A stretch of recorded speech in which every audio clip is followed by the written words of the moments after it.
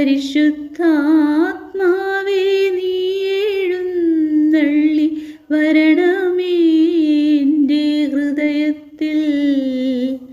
ദിവ്യദാനങ്ങൾ ചിന്തി എന്നുള്ളിൽ ദൈവസ്നേഹം നിറയ്ക്കണേ.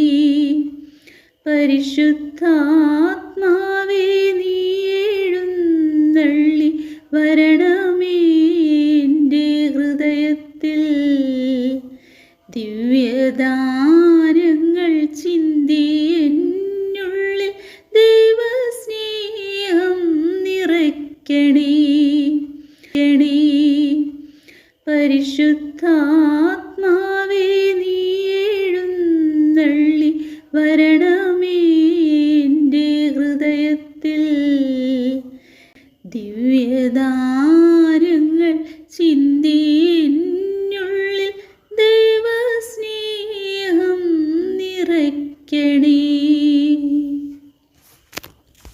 അധ്യായം 7. സഹോദരരെ, നിയമത്തിന് ഒരുവൻ്റെ മേൽ അധികാരമുള്ളത് അവൻ ജീവിച്ചിരിക്കുന്ന കാലത്ത് മാത്രമാണെന്ന് അറിഞ്ഞുകൂടെ? നിയമം അറിയാവുന്നവരോടാണല്ലോ ഞാൻ സംസാരിക്കുന്നത്. വിവാഹിതയായ സ്ത്രീ ഭർത്താവ് ജീവിച്ചിരിക്കുന്നിടത്തോളം കാലം അവനോട് നിയമത്താൽ ബന്ധിക്കപ്പെട്ടിരിക്കുന്നു. ഭർത്താവ് മരിച്ചാൽ ഭർത്താവുമായി തന്നെ ബന്ധിക്കുന്ന നിയമത്തിൽ നിന്ന് അവൾ സ്വതന്ത്രയാകുന്നു.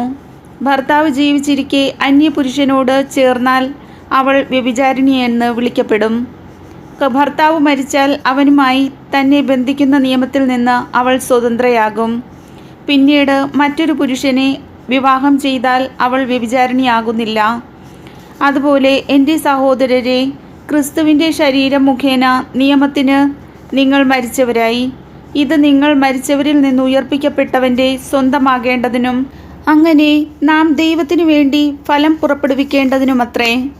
നാം ശാരീരിക അഭിലാഷങ്ങൾക്കനുസരിച്ച് ജീവിച്ചിരുന്നപ്പോൾ മരണത്തിനു വേണ്ടി ഫലങ്ങൾ പുറപ്പെടുവിക്കാൻ നിയമം വഴി പാപകരമായ ദുരാശകൾ നമ്മുടെ അവയവങ്ങളിൽ പ്രവർത്തിച്ചിരുന്നു.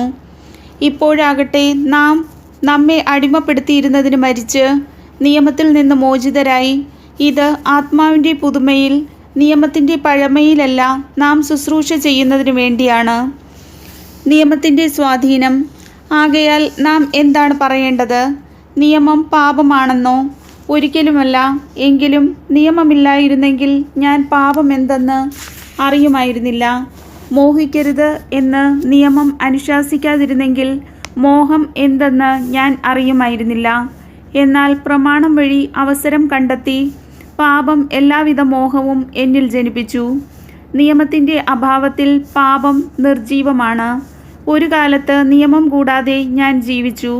എന്നാൽ പ്രമാണം വന്നപ്പോൾ പാപം സജീവമാവുകയും ഞാൻ മരിക്കുകയും ചെയ്തു. ഇങ്ങനെ ജീവന് വേണ്ടിയുള്ള പ്രമാണം എനിക്ക് മരണമായി തീർന്നു. എന്തുകൊണ്ടെന്നാൽ പാപം കൽപ്പന വഴി അവസരം കണ്ടെത്തി എന്നെ ചതിക്കുകയും അതുവഴി എന്നെ കൊല്ലുകയും ചെയ്തു. നിയമം വിശുദ്ധം തന്നെ, കൽപ്പന വിശുദ്ധവും ന്യായവും നല്ലതുമാണ്. അപ്പോൾ നന്മയായിട്ടുള്ളത് എനിക്ക് മരണമായി തീർന്നെന്നോ? ഒരിക്കലുമല്ല. പാപമാണ് നന്മയായിട്ടുള്ളതിലൂടെ എന്നിൽ മരണമുളവാക്കിയത്. ഇത് പാപമായിട്ട് തന്നെ കാണപ്പെടുന്നതിനും കൽപ്പന വഴി പൂർവാധികം പാപകരമായി തീരുന്നതിനും വേണ്ടിയാണ്. നിയമം ആത്മീയമാണെന്നും നാം അറിയുന്നു. ഞാൻ പാപത്തിന് അടിമയായി വിൽക്കപ്പെട്ട ജഡികനാണ്. ഞാൻ ചെയ്യുന്ന പ്രവൃത്തികൾ തന്നെ എനിക്ക് മനസ്സിലാകുന്നില്ല. എന്തെന്നാൽ ഞാൻ ഇച്ഛിക്കുന്നതല്ല, വെറുക്കുന്നതാണ് ഞാൻ പ്രവർത്തിക്കുന്നത്. ഞാൻ ഇച്ഛിക്കാത്തത് പ്രവർത്തിക്കുന്നെങ്കിൽ നിയമം നല്ലതാണെന്ന് ഞാൻ സമ്മതിക്കുന്നു. എന്നാൽ ഇപ്പോൾ അങ്ങനെ പ്രവർത്തിക്കുന്നത് ഞാനല്ല, എന്നിൽ കുടികൊള്ളുന്ന പാപമാണ്. എന്നിൽ, അതായത് എൻ്റെ ശരീരത്തിൽ നന്മ വസിക്കുന്നില്ലെന്ന് ഞാൻ അറിയുന്നു. നന്മ ഇച്ഛിക്കാൻ എനിക്ക് സാധിക്കും, എന്നാൽ പ്രവർത്തിക്കാൻ സാധിക്കുന്നില്ല. ഇച്ഛിക്കുന്ന നന്മയല്ല, ഇച്ഛിക്കാത്ത തിന്മയാണ് ഞാൻ പ്രവർത്തിക്കുന്നത്. ഞാൻ ഇച്ഛിക്കാത്തത് ഞാൻ ചെയ്യുന്നുവെങ്കിൽ അത് ചെയ്യുന്നത് ഒരിക്കലും ഞാനല്ല, എന്നിൽ വസിക്കുന്ന പാപമാണ്. അങ്ങനെ നന്മ ചെയ്യാൻ ആഗ്രഹിക്കുന്ന എന്നിൽ തന്നെ തിന്മയുണ്ട് എന്നൊരു തത്വം ഞാൻ കാണുന്നു. എൻ്റെ അന്തരംഗത്തിൽ ഞാൻ ദൈവത്തിൻ്റെ നിയമമോർത്ത് ആഹ്ലാദിക്കുന്നു. എൻ്റെ അവയവങ്ങളിലാകട്ടെ എൻ്റെ മനസ്സിൻ്റെ നിയമത്തോട് പോരാടുന്ന വേറൊരു നിയമം ഞാൻ കാണുന്നു. അത് എൻ്റെ അവയവങ്ങളിലുള്ള പാപത്തിൻ്റെ നിയമത്തിന് എന്നെ അടിമപ്പെടുത്തുന്നു.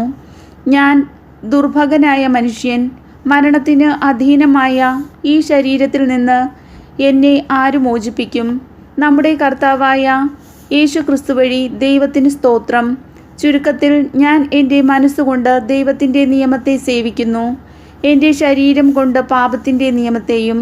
കർത്താവിൻ്റെ വചനം.